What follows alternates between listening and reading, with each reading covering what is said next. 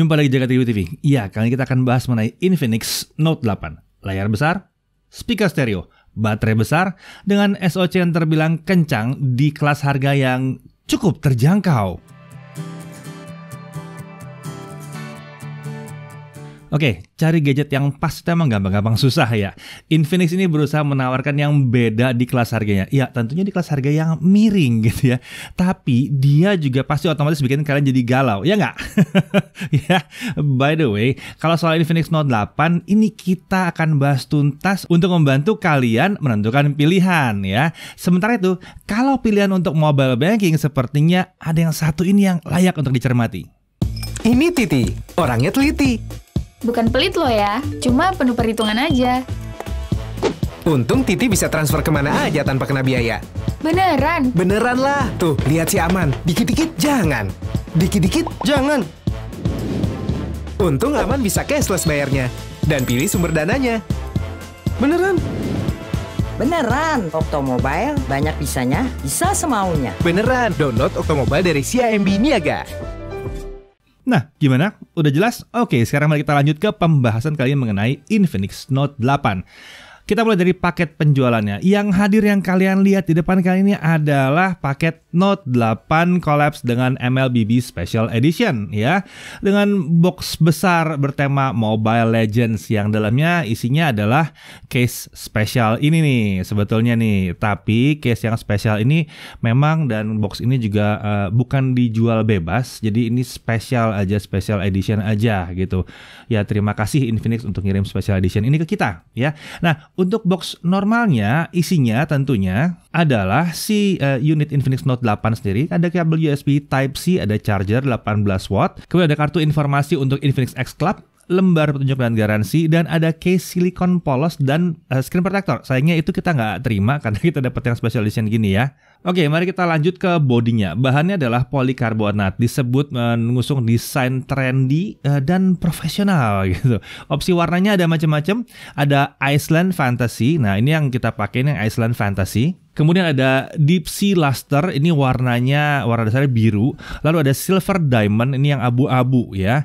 Catatan untuk varian Deep Sea Luster dan Silver Diamond itu menggunakan gaya jam cut. Sementara Iceland Fantasy yang ini mengedepankan efek warna yang kalau digoyang-goyang, digerak-gerakin tuh berubah-berubah warna. Gini aja masih dalam casingnya aja kelihatan tuh berubah-berubah warnanya ya. Nah, kalau kita bicara dimensi ini emang besar. 175,3 kali 78,8 kali 8,9 mm ketebalannya dengan bobot 210 gram. Mari kita lihat desainnya. Sisi kanan kita lihat ada tombol power sekaligus fingerprint scanner. Ah, ini keren kalau mau taruh fingerprint scanner zaman sekarang di tombol power. Lalu kalau kita lihat bagian atas kosong, tidak ada mikrofon di sini. Di sisi kiri kita lihat ada SIM tray, ini non hybrid, jadi 2 nano SIM plus 1 micro SD. Nice. Jangan pakai hybrid ya. Kemudian di bawah ada mikrofon, ada audio jack 3,5 mm dan ada USB Type-C. Type-C ya, dan ada speaker. Sisi depan kita lihat ini adalah layar Dual Infinity O display. Layar ini ukuran 6,95 inci. Besar, nyaris 7 inci. Gila, 6,95 inci ini memang layar besar sekali ya. Layar ini memiliki resolusi HD Plus atau 16x720 pixel. Ini adalah panel IPS yang cukup keren panel IPS-nya, dan dia dilapisi dengan Corning Gorilla Glass. Menarik ya. Peak brightness-nya 480 nits. Nah, kalau ada yang kalian bilang, aduh jelek lah resolusinya rendah kayak begitu. Sebenarnya kami tuh nggak punya masalah. Karena menurut kami nggak bisa lihat pixelnya juga kayak begini.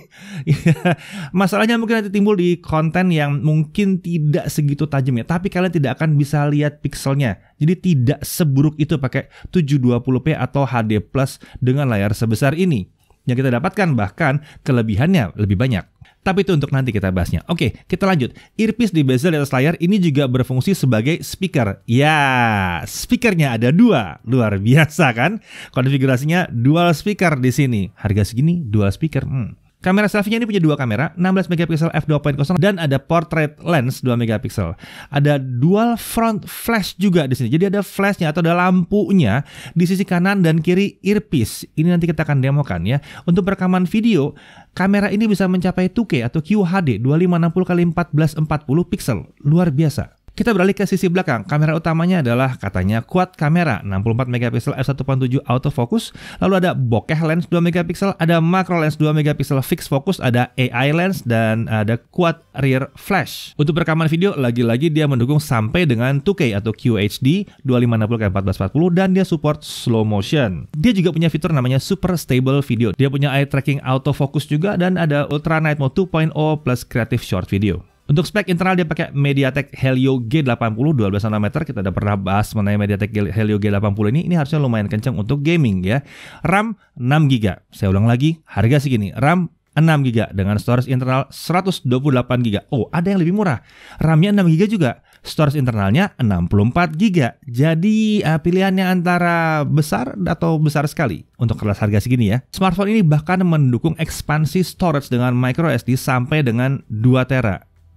Itu kayaknya harganya lumayan tinggi ya, microSD 2TB. Iya, pasang 256 juga udah oke di sini ya harusnya. Oke, dari sisi baterai adalah baterai 5200 mAh dengan teknologi yang namanya Power Marathon Tech di situ. Chargingnya tuh mencapai 18 watt dengan dual engine supercharge. Untuk OS dia menggunakan XOS 7.0 berbasis Android 10. Untuk sensor ini lumayan lengkap, akselerometer, gyro ya. Saya lagi gyro, proximity sensor, light sensor, dan e-compass ada di sini. Untuk fitur keamanan tadi udah kita kasih lihat ada fingerprintnya di tombol power dan ada face unlock. Untuk konektivitas dia konektivitasnya adalah 4G ya, masih 4G lah untuk harga segini ya, belum 5G tentunya. Kemudian WiFi, janjinya sih katanya WiFi 5 ya, tapi entah kenapa kami tes di sini kita hanya bisa dapat sampai dengan 2,4 GHz saja. WiFi 5 harusnya bisa 5 GHz juga ya. Saya nggak tahu apakah ini butuh update software atau unit kita doang, tapi yang jelas kita connect hanya di 2,4 GHz. Oke, sekarang kita langsung masuk ke pengujian. Dalam pengujian kita bisa lihat bahwa Antutu 7-nya mencapai 155 ribuan, lalu Antutu 8 udah hampir mencapai 200 ribu, jadi ini lumayan kenceng untuk sebuah smartphone harga segini ya. Lalu Geekbench-nya juga menunjukkan bahwa dia tipikal sebuah G80 yang performanya lumayan tinggi walaupun harga smartphone-nya miring ya. GFX Bench T-Rex Offscreen 1080p dengan OpenGL ES 2.0 itu bisa running di 44 fps. Sementara itu Manhattan Offscreen 1080p itu 24 fps. Lalu 3D Mark Slingshot Extreme itu skornya untuk grafik skornya ada di 1191. Lagi-lagi menunjukkan kelas performance-nya yang udah lumayan harusnya. Tapi bagaimana kalau kita langsung coba gaming aja? PUBG Mobile gimana? Oke, PUBG Mobile. Defaultnya adalah Smooth Ultra. Ya, kita nggak bisa tambah lebih dari situ ya. Seharusnya ini rata kanan di 40 fps. Tapi kita unlock aja untuk tahu performanya seperti apa. Jadi dia running di Smooth Extreme 52 sampai 60 fps. Walaupun sekali-sekali dia drop ke 40-an fps. Tapi dia lumayan oke sebetulnya. Sebagai catatan, iya dia punya gyro. Dan gyronya berfungsi dengan normal di PUBG Mobile. Lalu kita skip langsung ke Pro Evolution Soccer atau PES 2021. Standar 60 fps settingnya kita dapat 44 sampai 55 fps. Lumayan oke. Lalu bagaimana Genshin Impact? Sayangnya kita tes ini pakai Genshin Impact yang versi lama bukan 1.1. Karena saat pengujian belum datang yang versi 1.1 ya. Kita pakai yang versi lama, kita set di lowest 60 fps dan kita dapat 20 sampai 33 fps. Kadang-kadang dia bisa drop sampai 11 fps tapi ya masih bisa dimainkan lah ya. Setidaknya satu hal yang paling menyenangkan dengan main Genshin Impact di layar sebesar ini adalah kalian bisa lihat detailnya lebih oke ketimbang layar yang kecil-kecil ya. Walaupun tablet lebih oke, tapi ini sudah besar sekali untuk bisa lihat detail-detailnya. Jadi biar nggak kelewat itu kotak-kotak yang harus dibuka ya. Next, Honkai Impact. Setting low 60 fps, all effect off, kita dapat 30 sampai 40 fps dan kadang-kadang dia drop di bawah 20 fps. Untuk Minecraft, kita bisa jalan dengan chunk sampai di 8 dan kita dapat 53 sampai 59 fps. Kalau kita coba chunk ke 12, frame rate-nya drop ke sekitar 40-an fps. Ya bisa aja kalau kalian masih mau main di 30-40 fps, chunk-nya naik ke 12 biar bisa lihat lebih jauh. Mari kita sekarang beralih ke kameranya. Meski disebutkan memiliki banyak kamera, sebenarnya Infinix ini kamera utamanya ya cuma satu sebenarnya ya. Yang satu lagi tuh ya kamera makro, tapi ya wajar lah buat kelas harganya ya. Oke, tapi kalau ngetes ini kayaknya nggak pantas di sini. Mari kita pindah ke taman dulu. Oke, jadi ini adalah video dengan kamera selfie-nya si Infinix Note 8. Saya juga nggak pakai mikrofon, jadi yang kalian dengar kan selama pengujian di taman ini adalah mikrofonnya Infinix Note 8. Ya kurang lebih seperti ini kamera selfie-nya. Saya pegang pakai tangan, saya nggak pakai tripod, nggak pakai bantuan apa. Ini hanya pakai tangan aja. Mari kita lihat kalau kita jalan sambil selfie seperti apa ya. seperti ini kalau saya jalan kayak vlogging gitu ya. Kurang lebih seperti ini. Guncangannya seperti apa? Ya kayak beginilah. Oke, lalu bagaimana kalau saya coba untuk lihat dynamic range? Jadi dynamic range selfie-nya ya. Nah, di atas tuh matahari terik banget. Ini muka saya.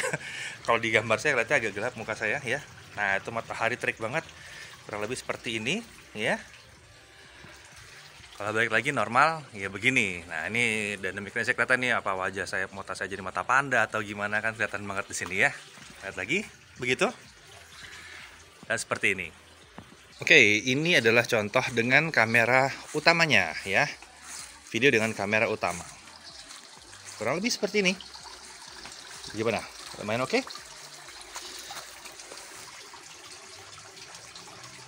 Tanpa ultra steady sambil lari. Oke. Nah, ini contoh untuk ultra steady-nya. Kayak begini ultra steady nih ya. Saya jalan seenak-enaknya aja nih. Oke. Mari kita lihat. Turun bawah gini. Gimana ultra steady? Oke. Ultra steady sambil lari. Oke, sambil lari yuk. Ya, kurang lebih begitu ya.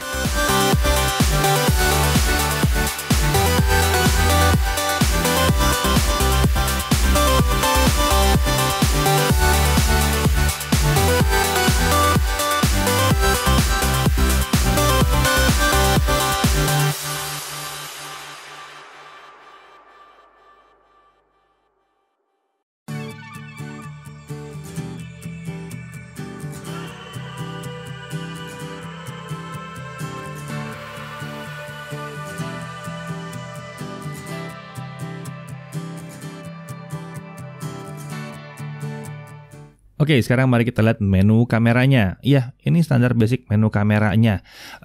Ada di AI Cam itu untuk foto ya. Kemudian untuk video, ya geser ke video aja. Nanti langsung jadi 16:9 seperti ini. Kita balik dulu ke AI Cam. Kita lihat bahwa di sini ada dua pilihan. Ini yang normal atau kita bisa makro. Nah, makronya jaraknya pendek nih. Ya, cuma sekitar 4 cm tuh. Macro shot work best for the focus distance of 4 cm di situ ya. Oke, dan itu tidak autofocus tentunya. Kamera normalnya ini yang autofocus. Kita beralih ke sebelah kiri. Dari atas kita lihat itu ada filter-filter. Kemudian ini ada aspek rasio. Kita bisa mau 1:1, kita 4:3 ya. Kemudian bisa full juga ya, seperti ini full. Kemudian oke, saya balikin lagi ke 4:3 saja. Kita juga bisa pasang 64 megapiksel ya. Kemudian HDR kita bisa set di sini. Flash kita bisa set. Kita bahkan bisa hidup aja tuh kan, nyala terus gitu ya, bisa juga.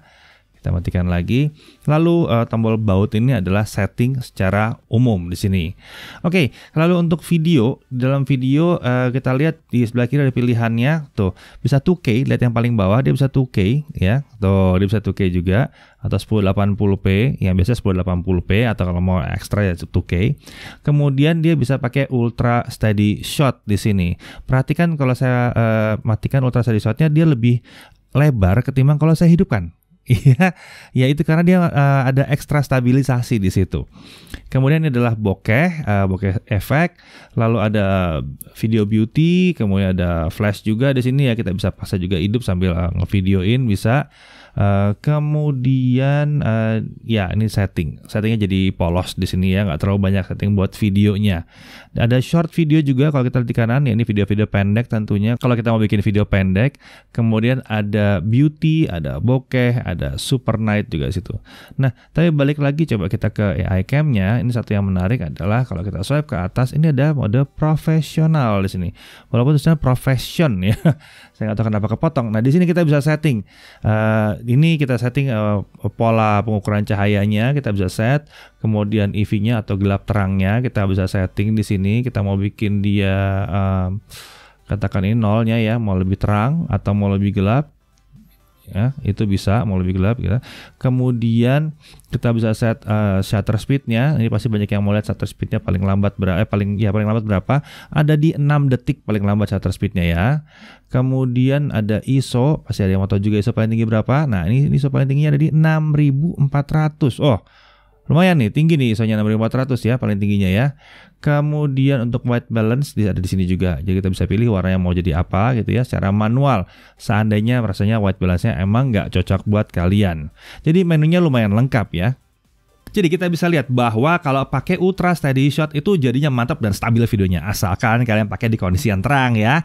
Ya AIS kayak gini kalau dipasang di kondisi gelap emang kurang gitu asik hasilnya. Kemudian hasil foto Infinix Note 8 ini seperti biasa punya saturasi yang tinggi. Bagus untuk mau yang langsung upload, tapi agak bahaya kalau kalian mau edit foto. Jadi kadang-kadang agak susah buat diedit kadang-kadang ya. Sementara itu mode Pro-nya tersedia dan untuk foto itu cukup efisien kalau kalian mau geser-geser. Mode Pro-nya hanya buat foto, buat video nggak ada ya.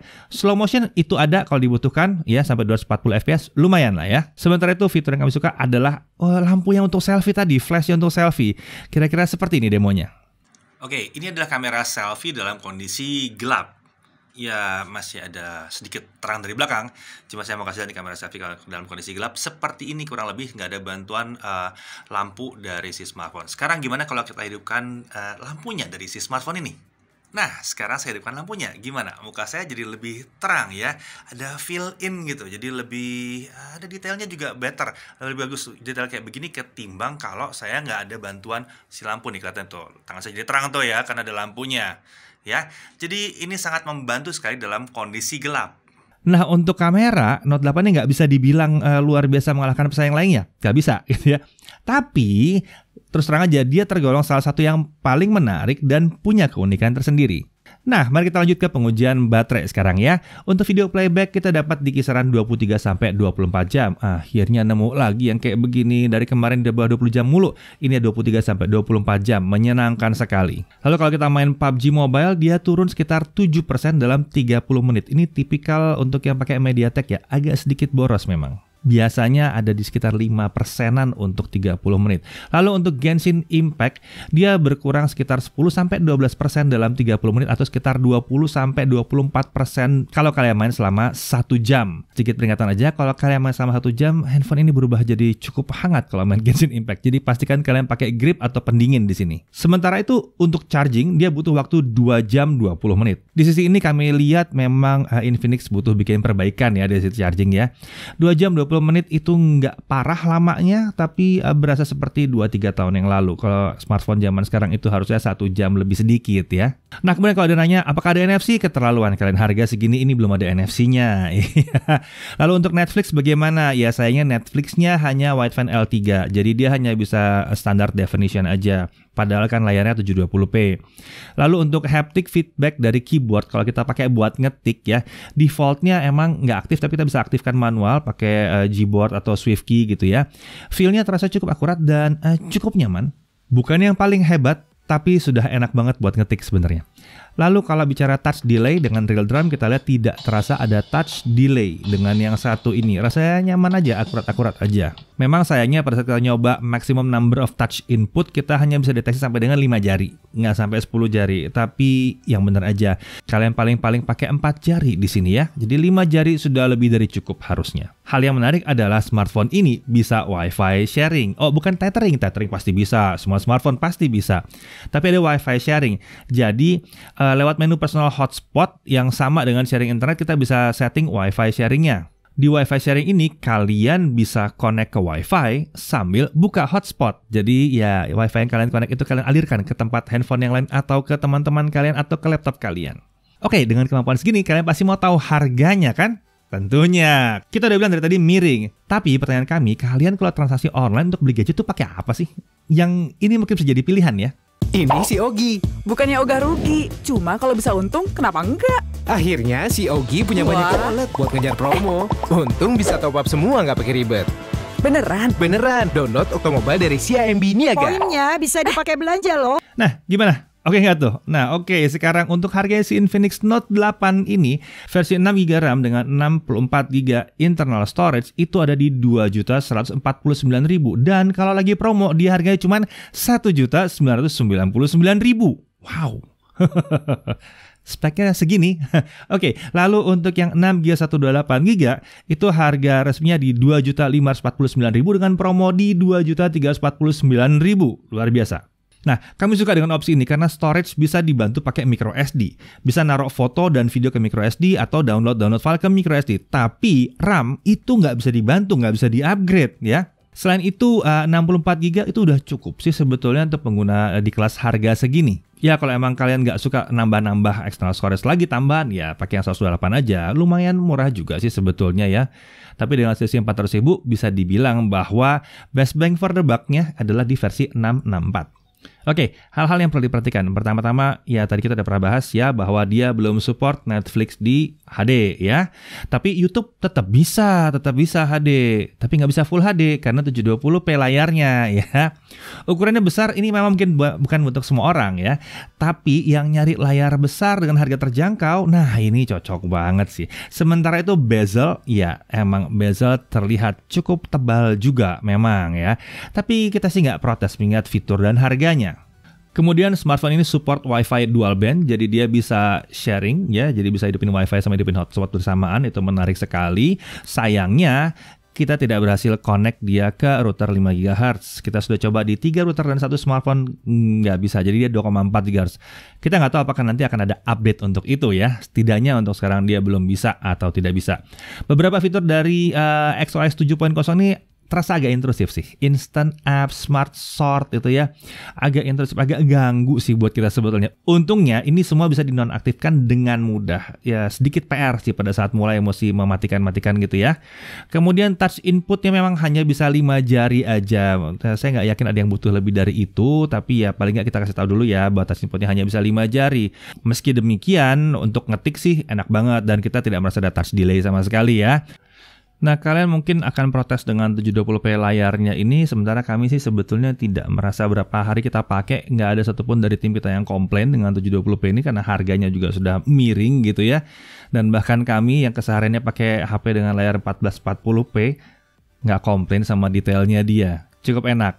Mungkin masalahnya adalah pada saat nonton YouTube, kita merasa bahwa rasanya detailnya bisa lebih tinggi, karena YouTube akan secara otomatis ngasih 720p-nya ke dia, bukan 1080p-nya.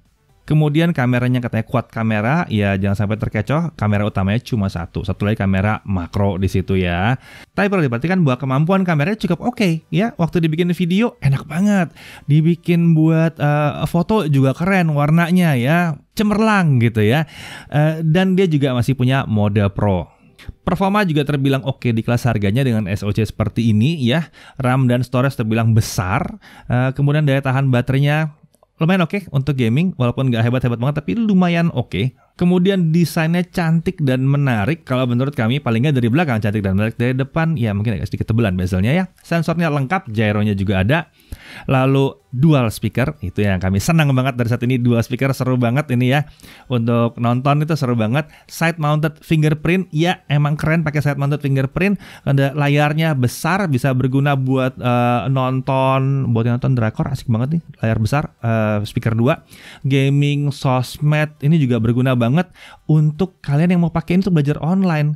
Ya katakan mungkin butuh untuk belajar online tapi hanya bisa pakai HP doang. Ini lumayan besar layarnya untuk kebutuhan belajar itu. Pada akhirnya kami lagi-lagi harus salut dengan opsi yang ditawarkan Infinix di kelas harga semurah ini.